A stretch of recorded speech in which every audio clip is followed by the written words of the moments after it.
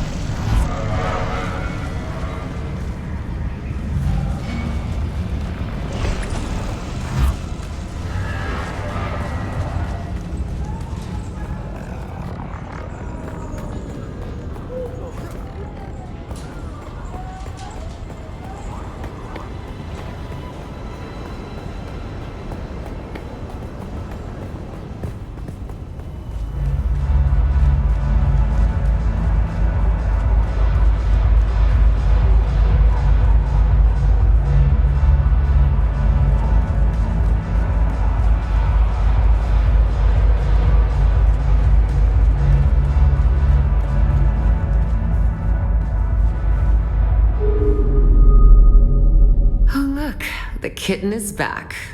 Do we have business?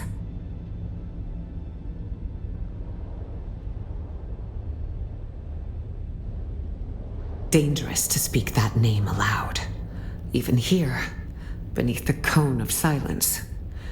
You understand that we are not official. We are the hidden hand. Our connection offers no protection, only the danger of discovery and a slow death at the hands of those who would thwart the Imperium's interests. You better be. Dangerous times for us all. I hope you're ready, kitten. Well, I didn't ask. I'll have my men take you to him. His instructions are clear. We need to blindfold you first. See? I told you I had a ribbon for you, didn't I, kitten? Such trust. I promise not to take advantage of it. Ah, my favorite assassin. I must confess that reading Alara's reports is a rare pleasure. Except this last report. You entered the ruins of old Carthag accompanied by the outlaw Xantara. And you returned alone. Tell me, what happened down there?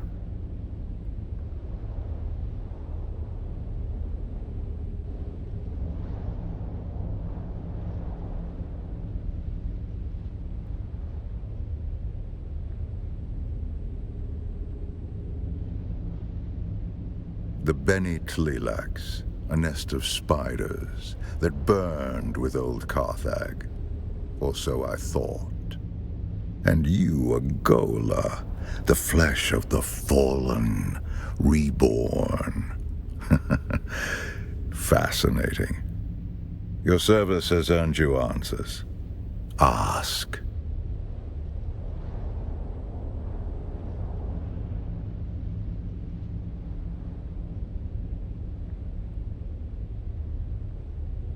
Years ago, my informants traced some unusual activity in Carthag to a Bene Tleilaxu lab.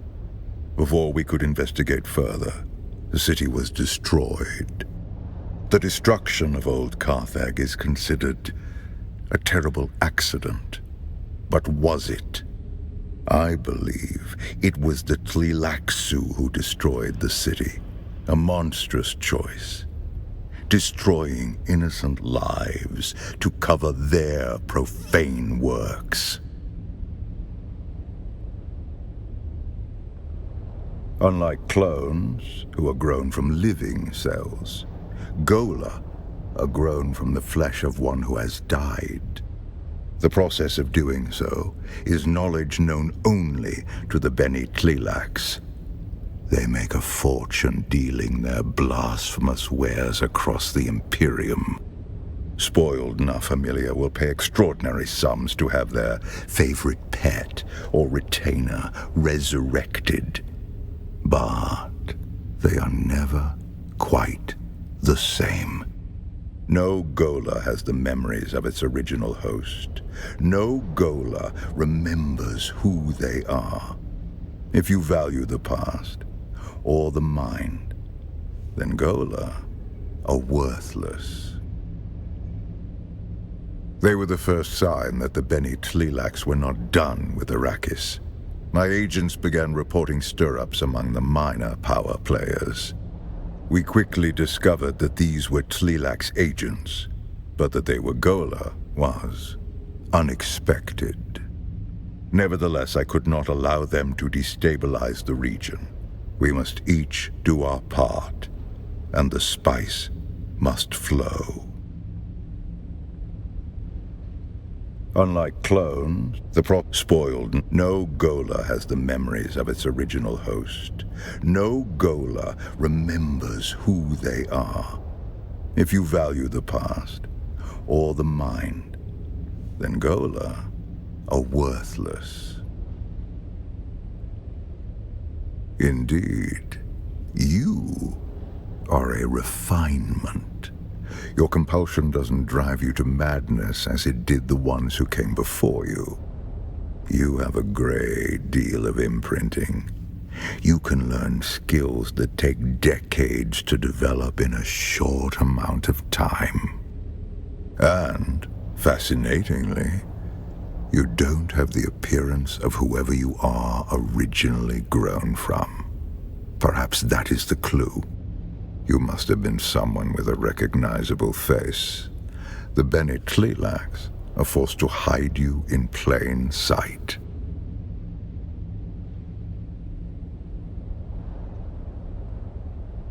It seems highly unlikely. Such experiments would be psychologically unstable. It's plausible. You seem designed to be anonymous. Perhaps we can discover the answer together. Recently, there has been a string of murders in Arrakeen. The victims have all been my agents at one time or another. A Tleilax retaliation for your efforts on my behalf. My chief inspector believes so. Travel to Arrakeen. Find my investigator in the Imperial Consulate. He'll be thrilled to have the help. I expect nothing but excellence from you. Report to Alara when you are done. I will continue research into your origins.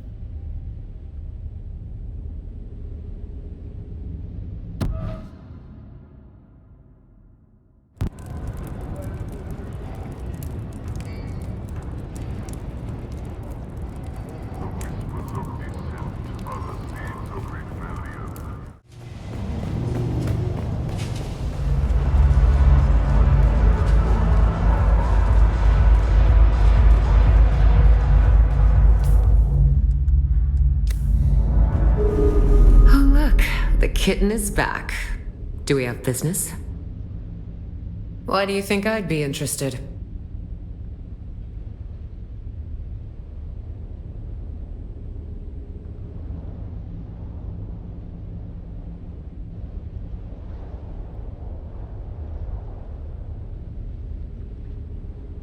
I do. All I need is what the contract requires. Zentara's head. I didn't think so. Maybe you should leave that contract with me. I don't think it's worth as much as you think it is.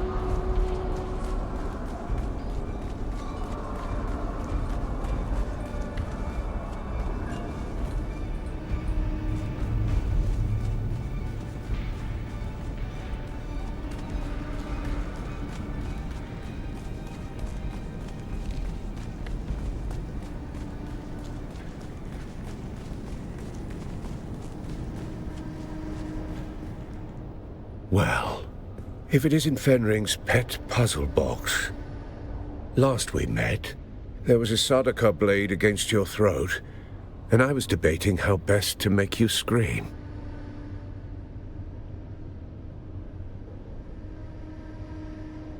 Careful, prisoner. I might start thinking you're trying to scare me.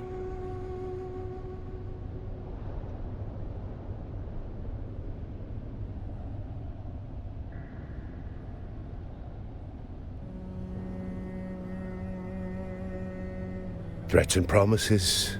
Sounds about right. Let's get this going before the killer makes a third option. We don't have time for guesswork, but rushing breeds mistakes, and mistakes mean more blood on the streets. This killer is methodical, precise, and they won't stop until the job's done. There's a pattern to the victims. Find it, and you might catch them in the act. If the killer's still here, and we believe they are, then this is our best and maybe only chance to stop them. And make no mistake, if the Bene Tleilaxu are involved, this isn't just a string of murders. It's a purge, carefully planned and devastating. A threat not only to Arrakeen, but to the stability of the entire Imperium. There is no we. You go out and dig. I stay here and wait for the results. Don't come back empty-handed. They were competent, trained, and experienced. But skill only gets you so far when someone's watching your every move. They ran into something or someone they didn't expect. That's why they're dead now. No one's been able to stop whatever's behind this yet. You want suspects? Count Fenring has enemies stacked like sandbags. Some want him dead, some want him ruined, and the rest are just waiting to see which comes first. I am doing that very thing, am I not? The Sheriff of Arrakeen has many opinions. One of them is that I should stay out of his way. For now, it's sufficient that I remain in the shadows. You're not Fenring's only pet. He's got a whole shelf of broken things he likes to wind up and watch. Start with the engineer, Osten Laithe, on the upper level of the Salusan Bull. The last two victims were known associates. He must be mixed up in this somehow. He's not out on the floor with the common drinkers, if that's what you're thinking. Laithe sticks to the back rooms. Quiet, curated, and expensive enough to keep the rabble out.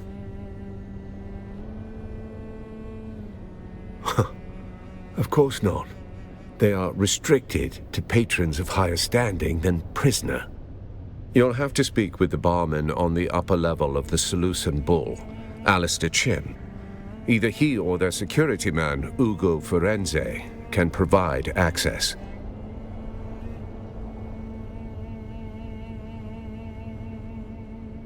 Agent doesn't mean what you think here. Fenring's people aren't all cloak and dagger types. More like a specialized bunch of killers and survivors. You fit in better than you realize. We have a prevailing theory, yes.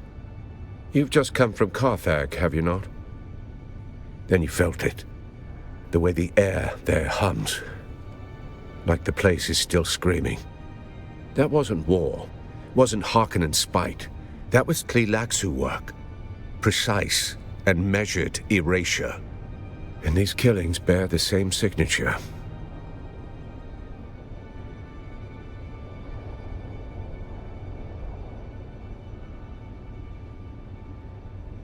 Makes a tidy cover story, wouldn't you say?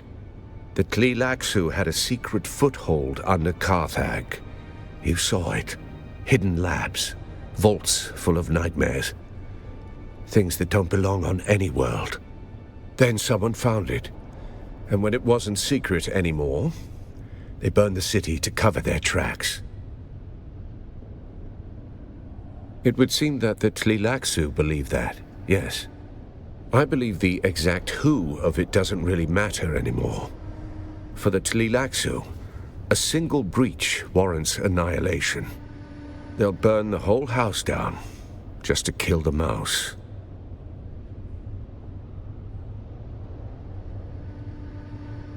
Then they're not done burning. They'll keep going house by house, room by room, name by name, until the scent's gone and the ash settles. Laithe had an assistant, Hester Klimt. Talk to her. She's a smart girl. Does most of his work, then earns her hazard pay swatting hands from randy officers on the upper level of the Bull. If only I had a dossier and a drink menu. Find the man. You'll learn more in 5 minutes than I could tell you in 10. Should you require further guidance, return to me.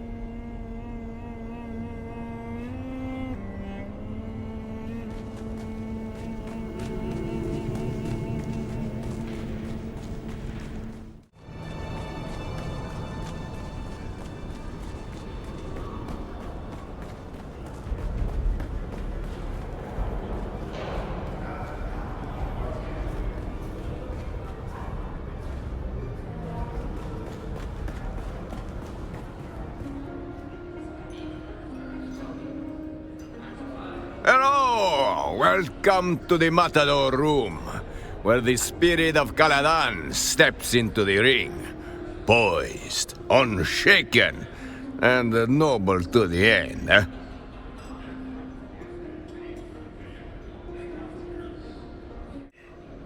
Ah, very well.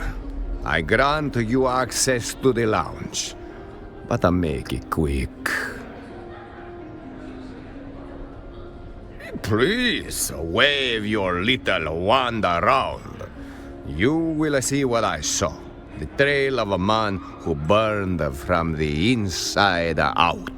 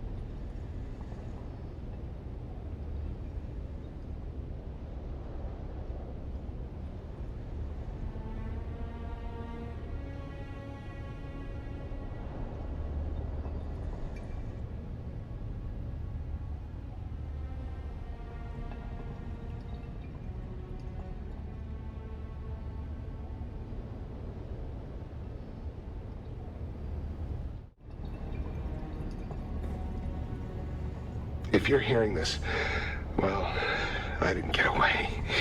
I'm Osten Laithe, engineer. The guy they call when they want things done, not questions asked. There was this one chance I could have said no, but I didn't. I crunched the numbers, fine-tuned them. That was all it took to bring down the ceiling on 1 million lives. I didn't press the button, but I knew it was coming. I just didn't want to disappoint the guy who asked. They gave me a new title, a nicer coat, called me Na Familia. But after that, they wouldn't look me in the eye. And the thing I hear over and over, it's not the blast, it's my silence. When I found this pamphlet stuck behind a sink, you dig, you sweat, you die, and your work builds opera houses on worlds you'll never see. There was a sandfly stamped on the back, razor wings, sickle-shaped stinger. What bleeds in silence must one day sing. Didn't get it then, but those words stuck.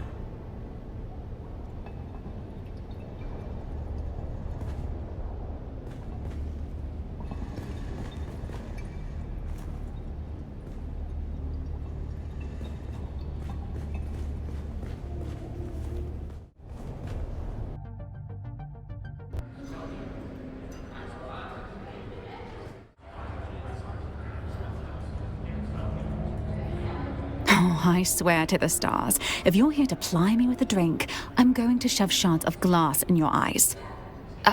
I'm sorry. Am I sorry? No, I'm not. You've seen... Very well. Let's get this over with. My name is Hester Klimt. Ask your questions. I was his assistant. We work together at the Imperial Planetologist's office. That's the extent of our relationship.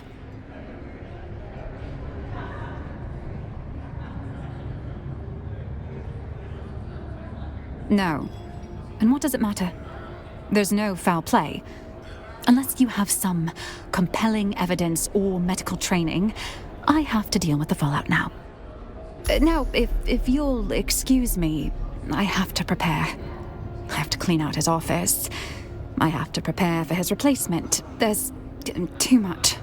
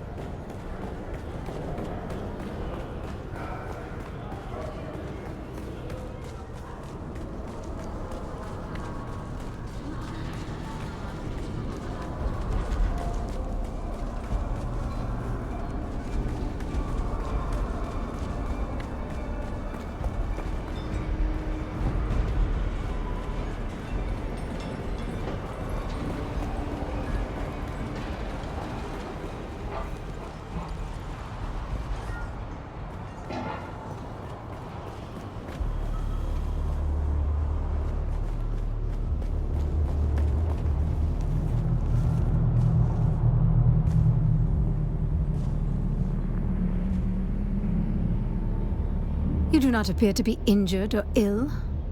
So what brings you to my clinic?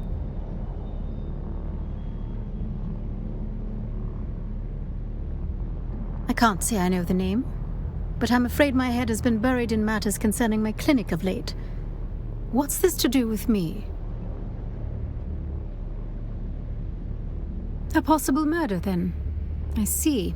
That is interesting. At least morbidly so. Today has taken an interesting turn. I'll do the best I can without a body to directly examine. What can you tell me about the state of the cadaver?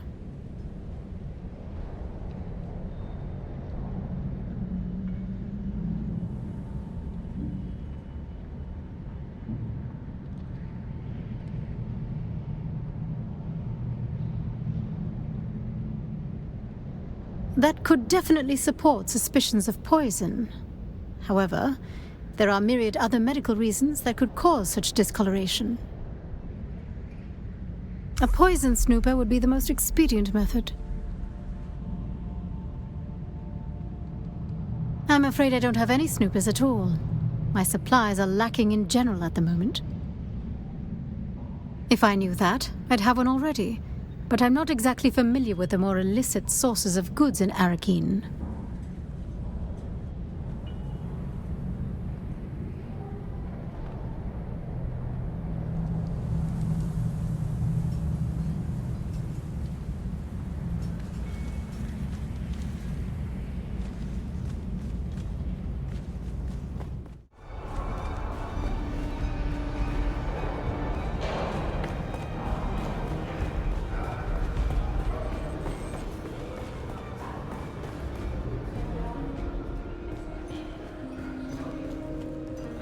Found what you were looking for? Or just a new regret to pair with your drink? Ah, need. Such a clingy word. What for?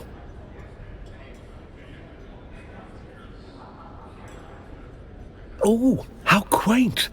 Next, you'll want goggles to spot betrayal. Oh, pity. Pity. I was rather looking forward to fitting you with a full betrayal ensemble. Hat, gloves, moral clarity. Yes, yes, you may have the snooper. But only if you perform a small public service for me.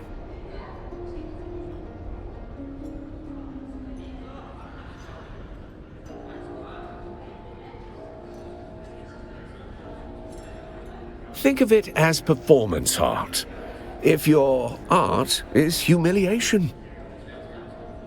I want you to go downstairs and find our dear Sergeant Justice Clegg. He'll be the one circling the lower bar like a lasgun set to annoy. Then ask him, Sergeant, is it true the Duke himself inspects all troopers' undergarments for signs of moral decay? Tell him Lord Chim heard his boxers were confiscated. Gratuity is such a civilized word for coercion. You know, you're charming when you're being transactional. Very well. I believe an understanding has been reached. But enlightenment, my dear Inspector, always comes at a cost. Can't be helped, I'm afraid. The snooper's calibration protocol requires a verbal cue. Don't shoot the messenger. It's old Ixian firmware. Before the snooper calibrates, you must ask Justice Clegg loudly if he's finished his epic poem, Ballad of the Righteous Bootlicker.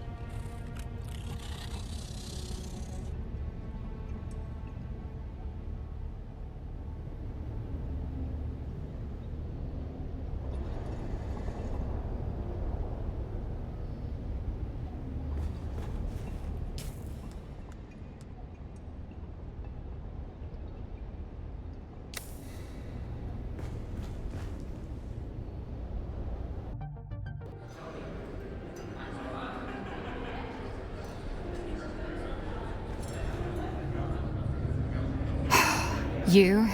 Again? You're like a rash. Sorry. Was that hurtful? Not hurtful enough.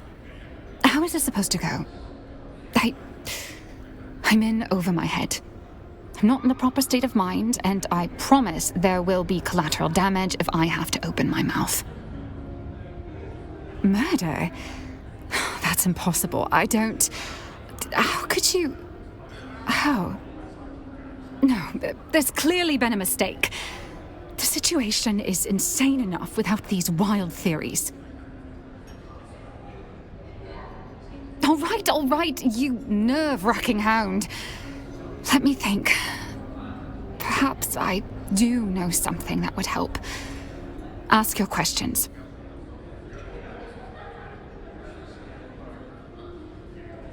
Stranger than usual? He did become extra agitated.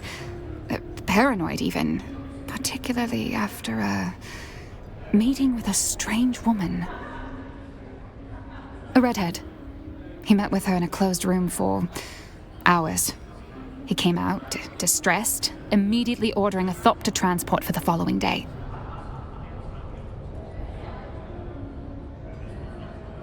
I didn't recognize her. She looked, noble, perhaps. Congratulations on that brilliant deduction. I don't know if I should,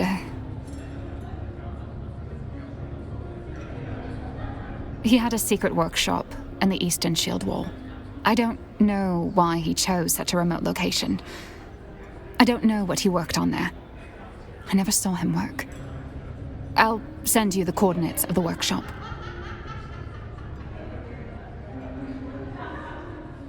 I understand. Let's get this over with. Murder. I just can't believe... Well, the more I think about it, someone murdering Osten isn't so unbelievable. I don't know what to believe.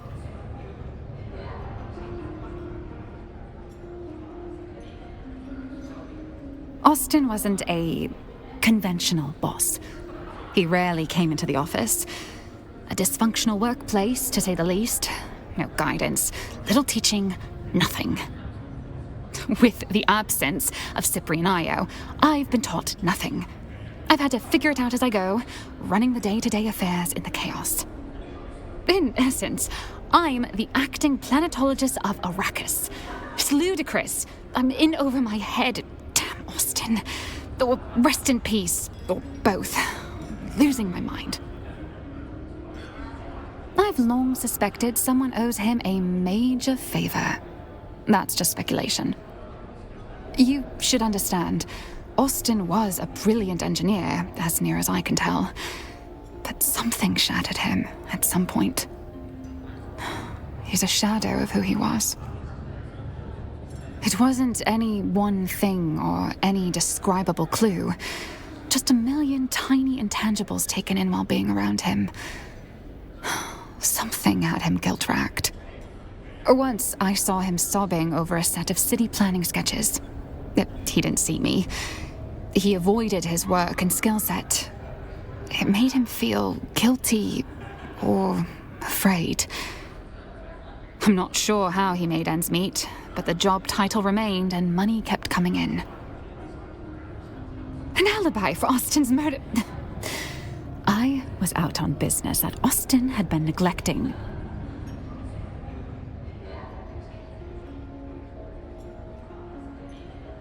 I'm afraid the only proof I can show are piles of hastily prepared paperwork.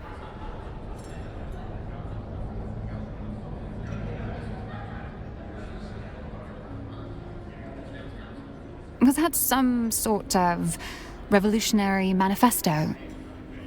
I don't know much about the book itself, other than Osten was reading it obsessively recently.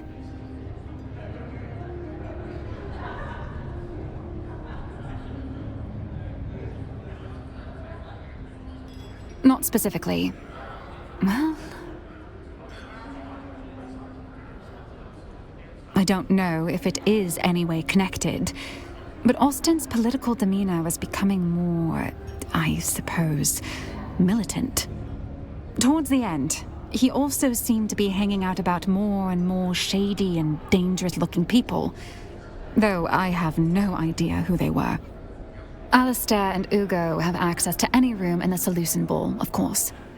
I know I've seen Ambrose Lucifera in and out of there.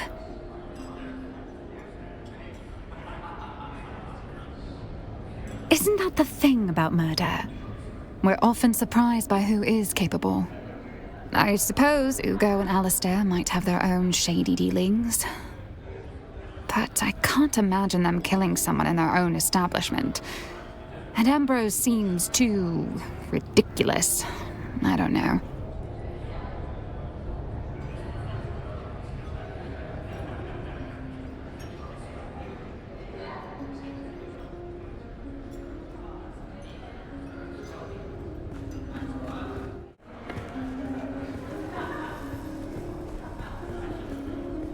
Do mine ears detect the footfalls of someone who will add a drop of excitement to this rather pedestrian evening?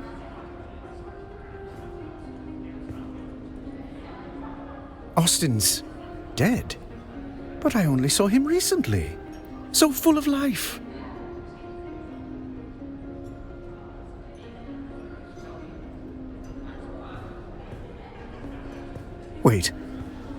Wait, is this a potential murder investigation? How charmingly macabre! Do you really think someone murdered poor Osten? Shh, don't spoil it. Yes, I simply must be involved. Now see here, I am only midway through today's debauch, and am of sound enough mind to answer the queries of both of you. There are two of you, yes? I jest. Oh, do lighten up. This isn't a funeral, it's a possible murder scene. Why, I should think you'd be the resident expert on poisons with your involvement in the farcical plot to assassinate me. That was you, wasn't it?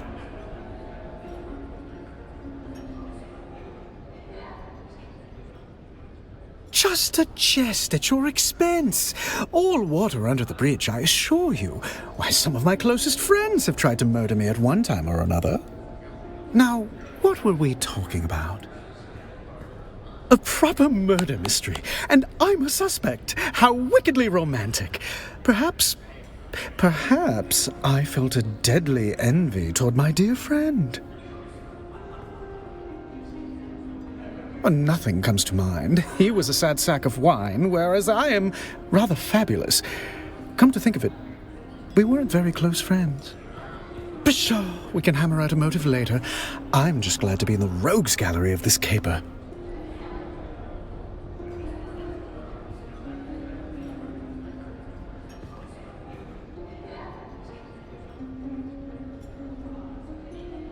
I am an acquired taste.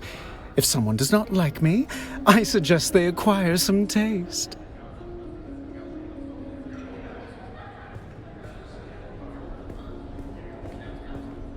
My occasional drinking companion has an education in engineering. If anything, he's even more of a man of leisure than I. He has an advisory position at the Imperial Planetologist's office, though I don't believe he's ever set foot in that office. He's here more often than even I. If you ask me, and you have, he curried the favor of someone powerful to receive such a cushy job. Well, his carnal pursuits are prodigious. He worked his way through nearly all of Arrakeen's eligible ladies. The man knows how to pitch woo prolifically. Allow me to lend you an ear. Maybe two.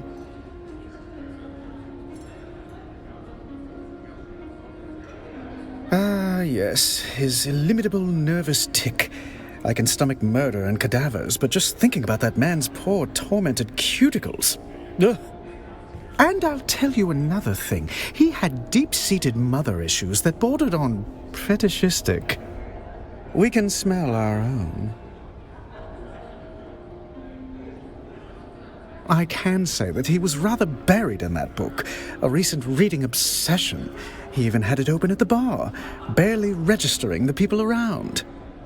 I was mildly put off by all the finger-licking he did whilst turning the pages, but if moisture is needed on Arrakis, one must simply supply it themselves.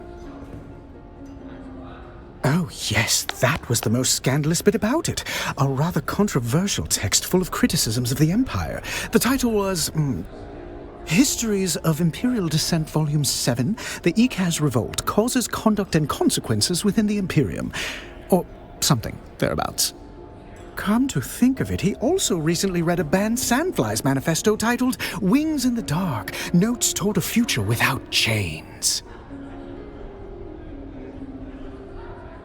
Yes, well, I simply must petition my house to change our motto to, For we are high functioning. I'm afraid I missed out on that bit of gossip. A pity. I did see him reading a Sandflies manifesto recently. Only that they have an improbably high propensity for slapping me, men and women. Though to be fair to them, I deserved it. Or do you mean Osten's tremulous little apprentice cowering at the window? In that case, no. I shall count the minutes until the next disaster. Do I get to play the part of a potential suspect? Fun! Yes, I've been at this establishment for most of the day. Sounds sad now that I'm saying it. Anyway, the proprietor can vouch for me. Well, only the usual assortment of patrons. Nothing noteworthy, I'm afraid.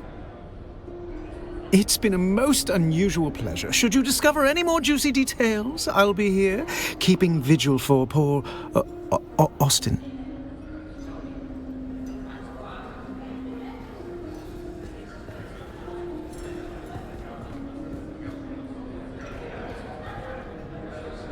Found what you were looking for? Or just a new regret to pair with your drink? I believe you are mistaken. Master Laithe is under the influence of something quite spiritual. Vanta Draft.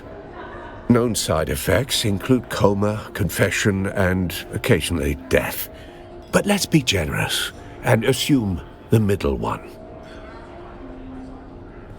Ugo, we have a report of a patron in the Espada room asking about the green door. It goes into the back alley. We use it to remove patrons sharing Master Laithe's delicate disposition, with more frequency than one might expect. Vanta Draft, poured black as regret. The real stuff, illegal with a trace of poison. Mined in barrels, not bottled. Master Laithe said it was the only drink honest enough to finish what he started. Not officially, just a spice stabilizer that got banned in 3 systems. Makes the color pretty. Also kills your liver. Depending on who you ask, that's a feature. Trace amounts of hetsine chloride, legally classified as lacquer thinner, adds that lovely licorice bite. Builds up in the blood until your nerves start skipping beats. But it's slow, subtle. Death by decimal. Master Laithe collected bad decisions like drink tickets. And love was just another excuse to disappear for a night. Or 3. You will have to ask his assistant, Hester Klimt. She catalogues tragedy like a tax collector. Go spoil her mood.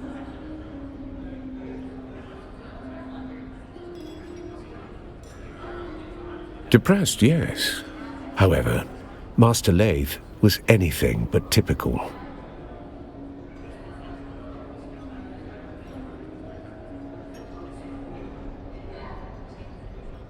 To start with, Master Laithe wasn't always a noble.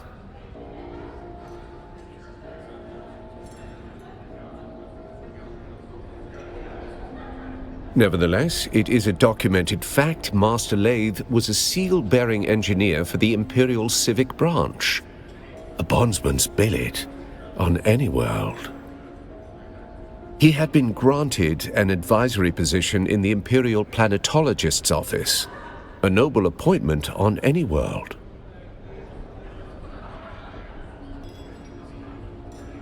He used to opine on that very subject in great detail when he got deep enough in his cups.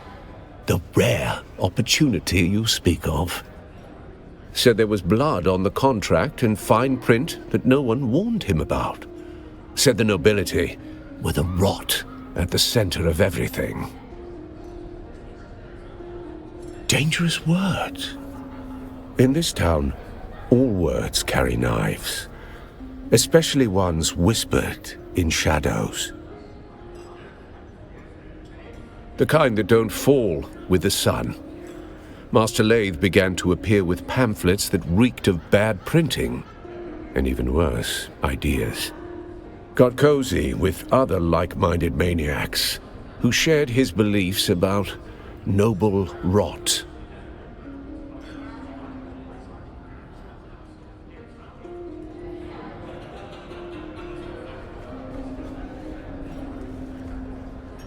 Ah, you are back. How can I help? But who would want to kill Master Laithe? He was already doing a good job over that himself. Between his taste for that toxic Harkonnen brew he loved so much, and the company he kept. House deserters and ex-Dune men mostly. Not the kind that file taxes or hold court on Kaiten. Keep it down, stranger. But yes, if you are asking if Master Laithe drifted that far, he did. Master Laithe was a creature of habit, wretched ones. Benders that lasted days, women and drink until he couldn't see straight. Oh, public! Shouting poetry in the gutter. One sock, no shoes. The sheriff, he dragged him in more than once. No charges, of course. Not for his kind. He would vanish, poof. Sometimes for days or weeks at a time. Always come back clear-eyed, skin back like a desert stone. That is when he would hole up in the private room, pour himself a Vanta, crack open one of those revolutionary tomes, and the cycle would begin anew.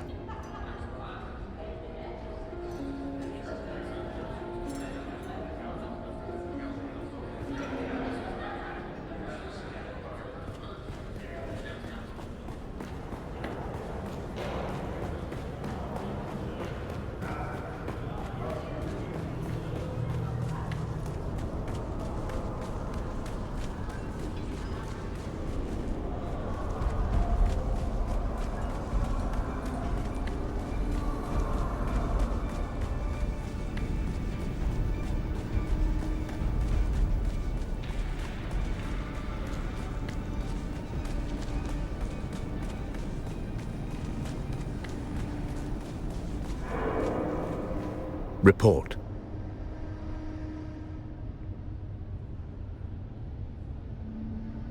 Then our lead is cold, along with the corpse. Still, death has a way of leaving fingerprints. Did he leave any behind?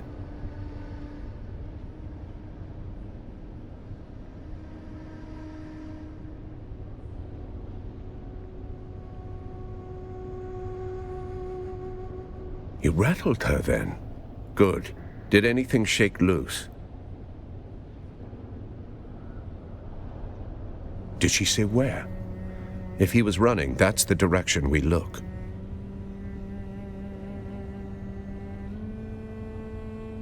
Very good. You're starting to think like a Cheops player. But every cleared square reveals a trap or a truth. Go see which one Laithe left behind. The pyramid game. 9 levels, like chess built for mentats. It doesn't matter if you have... The point is, you don't win Cheops by chasing pawns. Every piece changes value as you climb the board. Just like an investigation, you can't trust what's in front of you until you understand what's above it and what's beneath.